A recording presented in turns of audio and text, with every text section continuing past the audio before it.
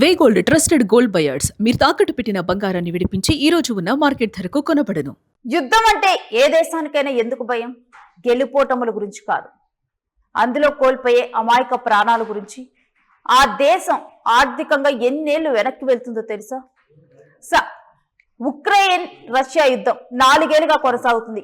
ఇక ఈ యుద్ధ నష్టం మీద కొన్ని అంశాలు వెలుగులోకి వచ్చాయి. సంచలన గణాంకాలు కనిపిస్తున్నాయి. దీంతో ఒక్కసారిగా విస్తుపోతున్నారు. ఈ 4 ఏళ్ల పోరులో ఎంత ప్రాణ నష్టం జరిగిందో తెలుసా? ఎంత ఆస్తి నష్టం జరిగిందో తెలుసా? యుద్ధ రంగంలో రష్యాకి కోలుకోలేని దెబ్బ తగిలింది. 5 లక్షల మంది రష్యా సైనికులు మృతి చెందారు యుద్ధంలో. యూకే నిఘా సంస్థ వెల్లడించింది ఈ సంచలన నిజాలను. ఉక్రెయిన్ వైపు 55,000 మంది సైనికులు దుర్మరణం పాలయ్యారు. మరణాల సంఖ్యను స్వయంగా ప్రకటించింది ఉక్రెయిన్ అధ్యక్షుడు జెలెన్స్కీనే. సైనిక మరణాలపై రష్యా ప్రభుత్వం నోరు మెదపటం లేదు. యుద్ధం ఎప్పటికీ ముగుస్తుందో తెలియక ఉక్రెయిన్ డైలమాలో ఉంది. ఇక మరొక వైపు ఉక్రెయిన్ వెనకడుగు వేసేందుకు సిద్ధంగా లేదు. యుద్ధంలో రష్యా దాడులను ఉక్రెయిన్ తిప్పికొడుతూ ఉంది. ఈ మధ్య చూస్తే రష్యా ఉక్రెయిన్ మధ్య ఇంకా కూడా భీకరంగా దాడులు కొనసాగుతూ ఉన్నాయి. ఉక్రెయిన్ చిన్న దేశం.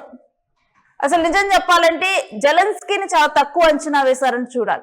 జెలెన్స్కీ ఒకసారి మాట్లాడుకుంటే, ఒకప్పుడు ఉక్రెయిన్ లో తాను ఒక టీవీ షోలో ఒక కమీడియన్ గా వచ్చినటువంటి వ్యక్తి తర్వాత అక్కడ అధ్యక్షుడయ్యాడు. అందుకని జెలెన్స్కీని చాలా తక్కువగా అంచనా వేశారు. కానీ ఉక్రెయిన్ వెంటనే లొంగిపోతుంది రష్యా దాడులకు అనుకున్నారు. కానీ ఉక్రెయిన్ లొంగిపోవట్లేదు. ఇక్కడ రష్యాకి ఉక్రెయిన్ మిగిల్చినటువంటి నష్టమే ఎక్కువగా కనిపిస్తుంది. ప్రాణ నష్టం రష్యా వైపు ఎక్కువగా కనిపిస్తోంది. కానీ ఒక్క ప్రాణమైనా 100 ప్రాణాలైనా ప్రాణాలే కదా. ఇక్కడ 55,000 మంది చనిపోయారని చెప్పి ఉక్రెయిన్ వైపు తక్కువ నష్టం ఉందని చెప్పడానికి కూడా లేదు. ఈ రకంగా కూడా ఇరు దేశాల మధ్య సైన్యం వేలల్లో లక్షల్లో సైన్యం దుర్మరణం పాలవుతున్నారు. అయినప్పటికీ కూడా రష్యా దాడులు ఆపటం లేదు, ఉక్రెయిన్ ప్రతి దాడులు ఆపటం లేదు. యుద్ధం ఎప్పుడు ముగుస్తుందో తెలియటం లేదు. ఒకవైపు ఉక్రెయిన్ కి అమెరికా సపోర్ట్ చేస్తూ ఉంది. మరొక వైపు రష్యా టెక్నాలజీ పరంగా ఎంత ముందుంటుందో తెలుసు. రష్యా కూడా వెనక్కి తగ్గేది లేదన్నట్లుగా కూడా యుద్ధంలో కొనసాగుతుంది. ఈ యుద్ధం చాలా ఆందోళనకరంగా మారిందని చూడాలి. దీనికి సంబంధించినటువంటి డీటెయిల్స్ మా ప్రతినిధి భరత్ నడి తెలుసుకుందాం. భరత్, ఒక్కసారిగా ఈ గణాంకాలు బయటకు వచ్చిన తర్వాత సంచలనంగా మారింది. రష్యా తరపున 5 లక్షల మంది సైనికులు మృతి చెందటం. ఇది అంటే రష్యా చాలా స్ట్రాంగ్ గా ఉంటుంది. అలాంటిది ఎక్కువ నష్టం ఉక్రెయిన్ లో జరిగి ఉంటుంది అని భావించారు. కానీ ఇక్కడ చూస్తే ఉక్రెయిన్ కన్నా కానీ రష్యాలోనే ఎక్కువ నష్టం కనిపిస్తుంది. పూర్తి డీటెయిల్స్ ఏంటి ఈ సంచలన గణాంకాల మీద? ఏదైతే ఉక్రెయిన్ తో 4 ఏళ్లుగా రష్యా యుద్ధం చేస్తున్నటువంటి పరిస్థితి, యుద్ధ నష్టానికి అయితే మాత్రం సంచలన గణాంకాలు బయటకు వచ్చినటువంటి సిచ్యువేషన్ అయితే కనిపిస్తా ఉందని చెప్పొచ్చు. మరి ముఖ్యంగా 4 ఏళ్ల పోరుకు సంబంధించినంత వరకు భారీగా ఊహించలేనటువంటి ప్రాణ ఆస్తి నష్టం కనిపిస్తా ఉందని చెప్పొచ్చు. యుద్ధంలో రష్యాకి సంబంధించినంత వరకు 5 లక్షల మంది సైనికులు మృతి చెందారంటూ కూడా గణాంకాలు చెప్తున్నటువంటి పరిస్థితి యూకే నిఘా సంస్థ వెల్లడించినటువంటి సిచ్యువేషన్ అయితే కనిపిస్తా ఉంది. మరొక వైపు ఉక్రెయిన్ కి సంబంధించినంత వరకు కూడా 55,000 మంది సైనికులు మృతి చెందారంటూ కూడా స్వయంగా ఎవరైతే ఉక్రెయిన్ అధ్యక్షుడు జెలెన్స్కీ ప్రకటించినటువంటి పరిస్థితి. సైనికులు మరణంతో అయితే మాత్రం రష్యా ఇప్పటికొచ్చి నోరు మరుగులేనటువంటి పరిస్థితి కనిపిస్తా ఉంది. యుద్ధం ఎప్పుడు ముగుస్తుందో అనే దానిపై ఒక క్లారిటీ లేనటువంటి పరిస్థితి. దీనికి సంబంధించినంత వరకు ఉక్రెయిన్ కూడా క్లారిటీ లేదంటూ కూడా చెప్తున్నటువంటి పరిస్థితి. అదేవిధంగా యుద్ధానికి సంబంధించినంత వరకు కూడా ఏదైతే రష్యా చేస్తున్నటువంటి దాడులకు సంబంధించినంత వరకు కూడా ఉక్రెయిన్ ఎక్కడ వెనక్కి తగ్గకుండా చిక్కుపడుతున్నటువంటి పరిస్థితి అయితే కనిపిస్తా ఉందని చెప్పచ్చు. మరీ ముఖ్యంగా ఈ గణాంకాలకు సంబంధించినంత వరకు కూడా 2 దేశాలు ఏదైతే రష్యా గాని ఉక్రెయిన్ గాని యుద్ధానికి సంబంధించినంత వరకు కూడా ఎంతవరకు మృతుల సంఖ్య ఉంది అనే దానిపై 2 కూడా చెప్పలేనటువంటి పరిస్థితి. కరెక్ట్ గణాంకాలు చెప్పలేనటువంటి సిచ్యువేషన్ అయితే కనిపిస్తా ఉందని చెప్పొచ్చు.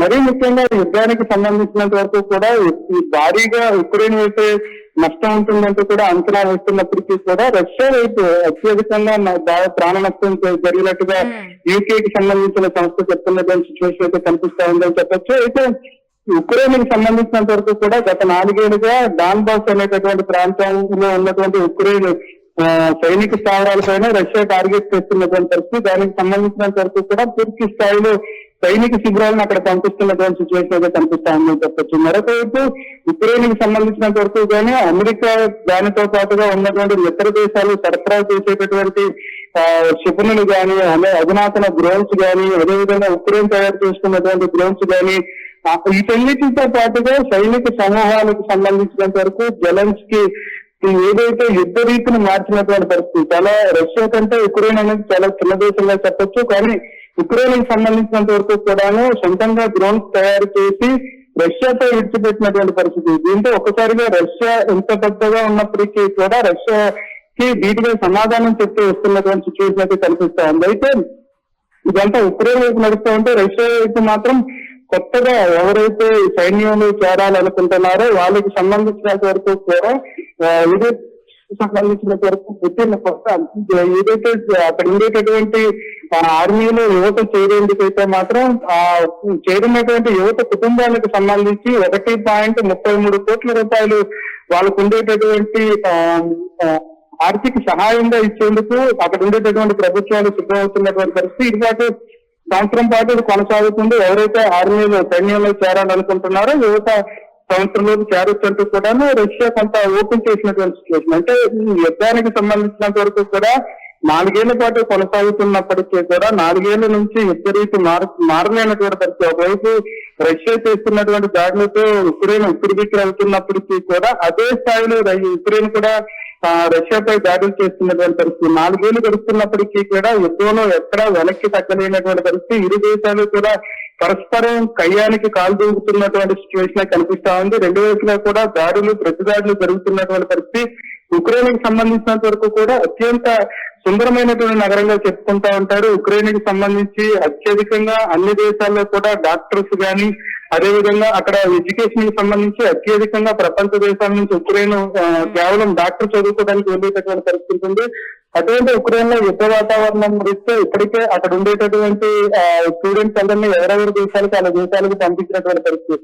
4 ఏళ్లు గడుస్తున్నప్పటికీ కూడా ఉక్రెయిన్ లో యుద్ధ వాతావరణ పరిస్థితులు మారిపోవడంతో ఇంకా యుద్ధం ఎప్పటి వరకు కొనసాగుతుంది అనే దానిపై ఒక క్లారిటీ లేనటువంటి సిచ్యువేషన్ కొనసాగుతున్నటువంటి నేపథ్యంలో ఉక్రెయిన్ ఆయుధాలను సమకూర్చుకుంటుంటే రష్యా తమ సైన్యాన్ని సమకూర్చుకుంటున్న నేపథ్యం ఇది ఇప్పుడెప్పుడే ఆగే పరిస్థితి కనిపించట్లేదని చెప్పచ్చు. Thanks for the details Bharat. Russia Ukraine యుద్ధం, ఎందుకంటే ఇప్పుడు మనం చూసుకుంటే శాంతి ఒప్పందాలు కానీ వీళ్ళ మధ్య ఎటువంటివి కూడా జరగటం లేదు. దీంతో అసలు ఈ యుద్ధం ఎప్పుడు ఆగుతుందో తెలియదు. ఒకవైపు ఉక్రెయిన్ ఎలాగోలా తమకు కావాల్సినటువంటి యుద్ధ సామాగ్రిని సమకూర్చుకుంటుంది, క్షిపణులు సమకూర్చుకుంటూ ఉంది, దీనికి అమెరికా సహాయం తీసుకుంటుంది. మరొక వైపు రష్యా ప్రైవేటు సైన్యాన్ని కూడా హైర్ చేసుకొని ఈ యుద్ధాన్ని కొనసాగిస్తూ ఉంది. ఇటువంటి పరిస్థితుల్లో ఒక సంచలనమైన గణాంకాలు విడుదలయ్యే. లక్షల్లో రష్యా సైన్యం చనిపోయింది, వేలల్లో ఉక్రెయిన్ సైన్యం చనిపోయింది. అయినప్పటికీ కూడా ఈ యుద్ధాన్ని ఇప్పటికైనా కానీ యుద్ధం ఆపేందుకు ఏమన్నా వెనక్కి తగ్గేందుకు రష్యా సిద్ధపడుతుందా? ఎందుకంటే రష్యా వెనక్కి తగ్గేంత వరకు ఉక్రెయిన్ వెనక్కి తగ్గేందుకు సిద్ధంగా లేదు. ఎలాగైనా సరే ఈ యుద్ధం కంటిన్యూ చేస్తాం కానీ లొంగిపోవటానికి మేము సిద్ధంగా లేమంటూ ఉక్రెయిన్ చెప్తుంది. మరి ఈ క్రమంలో యుద్ధం ఆగేనా?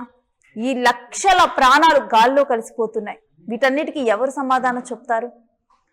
కోట్లు ఇచ్చినా కానీ కొన్ని ప్రాణాలను తీసుకురాలేం కదా. మరి అలాంటప్పుడు ఇప్పటికైనా దీని మీద ఒక ఆలోచన చేస్తారా? ఈ యుద్ధం వెనక్కి తగ్గుతారా? మీరేమనుకుంటున్నారో రష్యా ఉక్రెయిన్ యుద్ధం మీద కామెంట్ చేయండి. ఇక మరొక వైపు ఈ విడుదలైనటువంటి సంచలన గణాంకాలు కలకలం రేపుతున్నాయి.